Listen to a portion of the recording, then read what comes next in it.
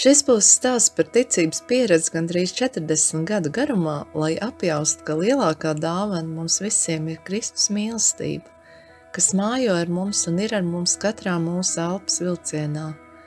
Tas bija 91. gada 13. janvārs. Atsaucoties Tautas frontes aicinājumam, cilvēki pulcējās Doma laukumā.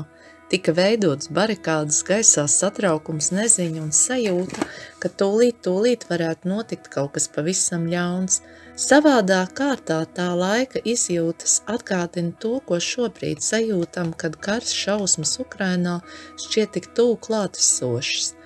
Baznīcas bija kā gaismas bāks, kurās cilvēki iegāja, lai rastu mieru, kā arī tajās bija izvietot medicīnas punkti.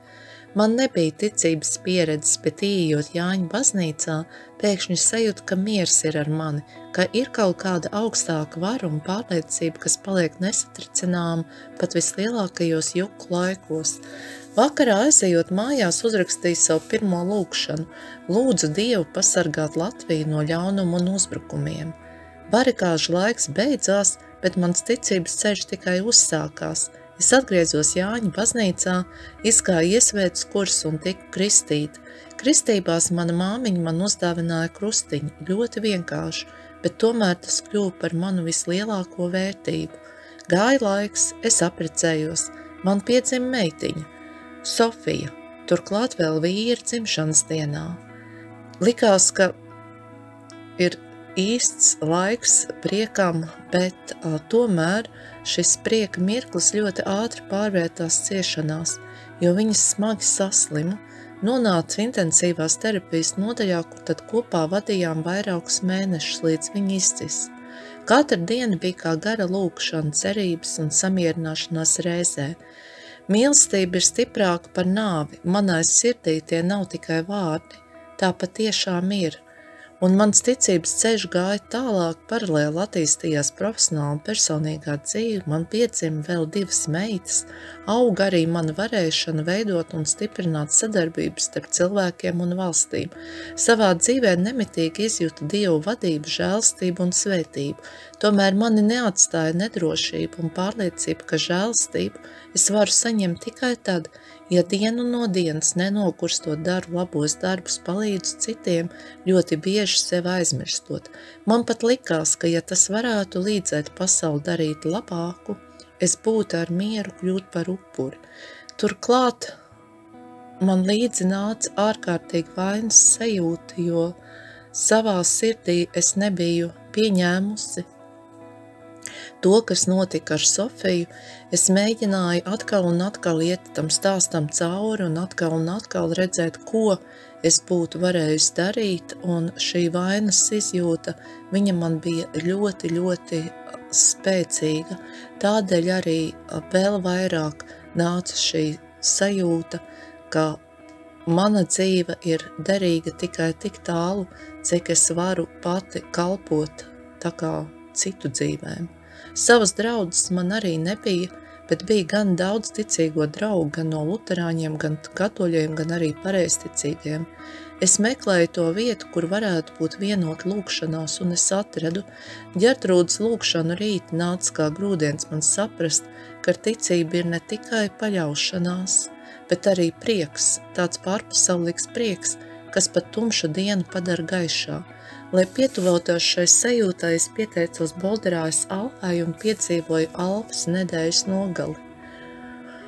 Un Alfas nedēļas nogalē, klausoties mācītāju Oskaru stāstu par Kristus mīlestību, kas ir kā saules stari, kas mūs sasilda, es vēroju savus plaukšus un piepeši es ieraudzīju sirdi.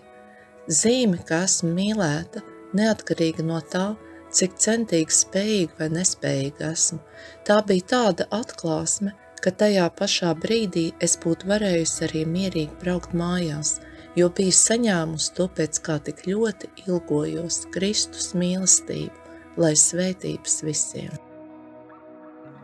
Paldies Tev, mīļais debes Tēvs, par to, ka Tu redzi visu mūsu dzīvi, no sākuma līdz galam, un ka Tu, Kungs, mūs noglāsti galvu katrā mūsu dzīves ielajā.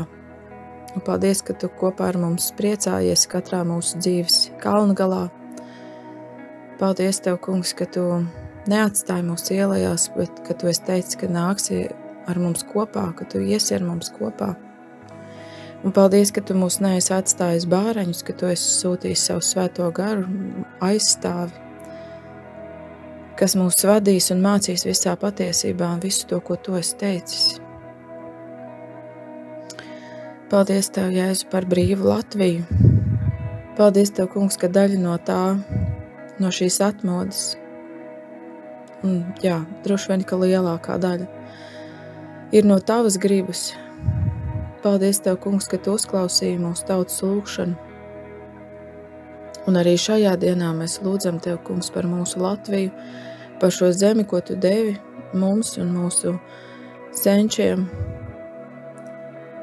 Kungs, tiešām svētī to, ka šeit var brīvi sludināt Tavu vārdu, Tavu patiesību. Kungs, lai neiesakņojas nekādas maldu mācības un visas tās mācības, kas vilina no Tevis prom, no skaidrības un patiesības, kas ir Kristū. Stiprini, Kungs, savu baznīcu, savus bērnus, visādus un dažu nedažādus, kādi mēs esam. Kāds vairāk ar mūziku, kāds ar liturģiju, kāds ar roku pacelšanām, kāds ar svecītēm, kad Tevi pielūdz, bet mēs visi esam Tavi bērni, Kungs. Paldies par īstu un skaistu patiesu ekumenismu, Kungs, šajā zemē. Un tiešām svētī, Kungs, kad daudziem sirdī tiešām var uzplaukt šis patiesais ekumenisms. Nepazaudēt savu identitāti un savu veidu, kā pielūgt Dievu, un tomēr cienīt citādi domājošus un praktizējošus brāļus un māsas.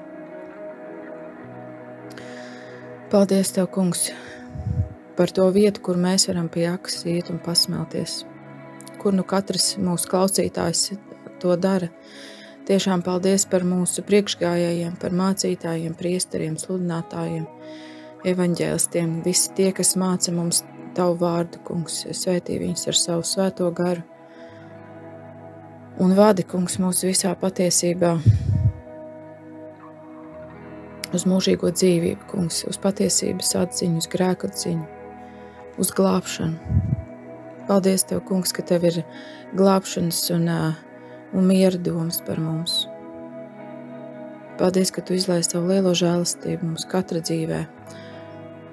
Nāc, Kungs, tiešām, lai šodien arī var redzēt Tavus darbus ar manām rokām darītus. Mūsu Tēvs debesīs, svētīts, lai top Tavs vārds, lai nāk Tava valstība, Tavs prāts, lai notiek kā debesīs, tā arī virs zemes. Mūsu dienascho maizi dod mums šodien, un piedod mums mūsu parādus, kā arī mēs piedodam saviem parādniekiem.